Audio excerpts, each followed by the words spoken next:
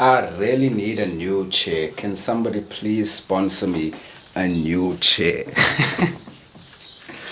Okay, what kind, ladies and gentlemen? It's your boy Captain, and welcome to another episode of Sales Made Simple. On today's episode, we got an interesting topic for y'all. It's called call mechanics. We're going to be talking about the call mechanics today. As you can see, I'm dressed down. It's Friday. I'm feeling good. So in today's video, I'm actually going to shoot myself over to the side so that you can see the core mechanics, and we're going to discuss each one in general. Now, the core mechanics are a bit different everywhere you go, but they're still the same generally. And if you can manage to master these core mechanics here, you're going to be successful anywhere you go, and you'll be able to manage in any sales environment. Cool, so let's get straight into it.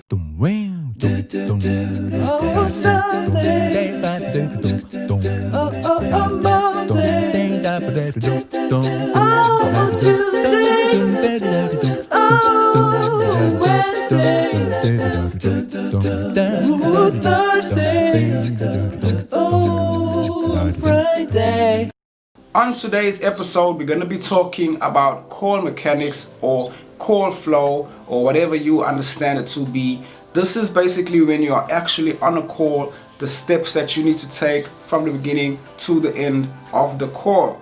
And I'm going to be putting it up right here on the side of me so that we can go through it step by step. Now, there's different call mechanics in different places, but they all generally relate or sum up to the same thing. So whatever you learn here, you can take it and put it basically in any call center industry, and you'll still get the same success from that as well. One of the call mechanics that you need to understand in the very beginning is called the greeting and introduction. In this greeting and introduction, this is where you have your 30-second friend rule, that in those 30 seconds you got to get the customer's attention for the duration of the call. And in that 30 seconds you got to be obviously polite, you got to speak maybe slowly depending on what customer you're speaking to, and you got to be professional as well so that you can grip that customer's attention. Now, that goes across the board in any industry that you're working in, especially when it comes to sales. But for example, there may also be something called holding the customer hostage. Now, this is not anything bad.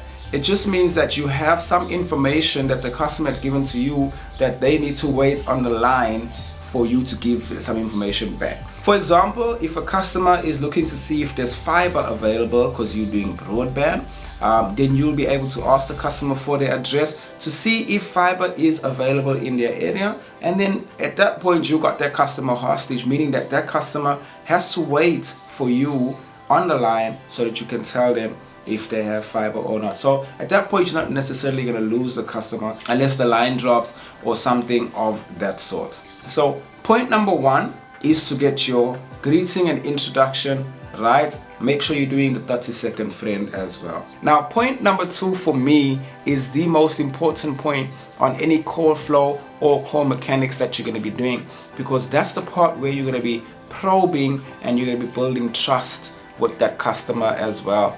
So probing, you got to be able to ask the customer questions about what it is that they're looking for, or have they had what they're looking for before, what was the experience like with the previous company that they had, and what is maybe is that the reason why that they're calling you up today to want to take up whatever services you providing for them. This is called finding the customer's pain points. So the questions that a call center agent will ask is probing questions such as, have you had a service provider before?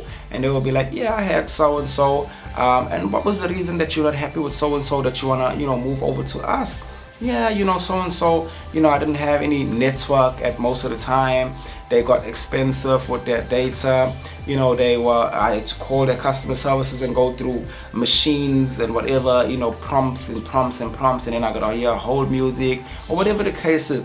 At that point, you sympathize with that potential customer. Like, I understand that myself. Sometimes I have to experience that when I'm calling, other network providers. So I totally agree and understand what you're saying. And then you build trust thereafter by saying, look, with my particular brand or my particular company, you've just managed to call through and you've got through directly to me within a number of minutes or seconds. Those are the things that you want to be able to say back to the customer when you're talking about probing and when you're talking about building that trust with the customer as well.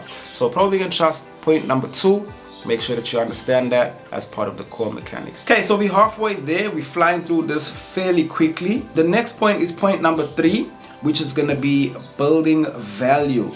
Building value now is part of when you are actually building value around your company or your brand or your services that you offering to this particular customer. It kind of goes in from point number 2 into point number 3. Building value then means that you have to be able to position your service or the product that you're offering and build the value around that services. For example, again, if we're going to stick to the broadband internet service provider example that I used in point number 2, this time you will say our company or our service provider provides you with this type of service. What we do is you will always get unlimited data. No matter how much you use up your data, you will never have to worry about your data running out, and also we will keep you on a fixed contract, so therefore your price will never increase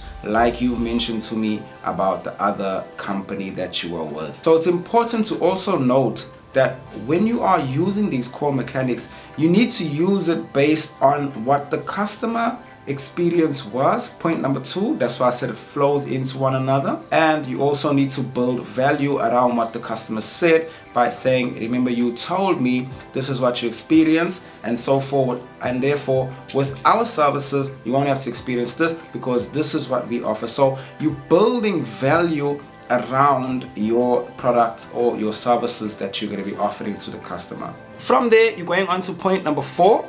Point number 4 is now when you are going to be recommending the solution or the product that you would like, or the package, or whatever the case is. So you know, if you're talking about service providers, for example, there's many different packages or plans that customers can take. Based on the information that you've received from the customer, you're gonna recommend the best solution for that customer. For example, if this customer is using one cell phone only and they don't make that many calls because they prefer to do WhatsApp video calls or WhatsApp calls and so on, then maybe you're going to say, based on what you told me, I'm going to recommend this plan. This plan here will suit you perfectly because, as you told me, you're only going to be making calls maybe about once a week. You're not going to be calling too many people with the actual airtime. With this, I'm going to be giving you this much data on this plan so that you can be able to do WhatsApp calling or WhatsApp video calling or whatever the case may be.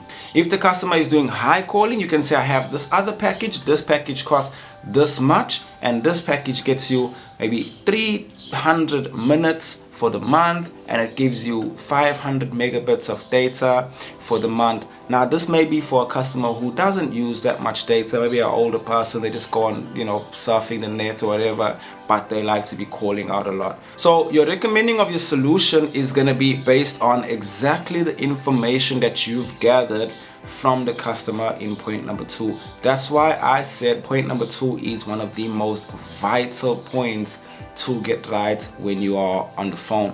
And funny enough, a lot of people miss that point. They just go straight to the fact-finding questions. Point number 3, building value around that fact-finding questions. They don't ask, you know, what is the experience that the customer had. So now the next part basically deserves a video on its own, because this part is what every single person wants to be the master of. They believe that this part is the most important part of the whole core mechanics or the core flow.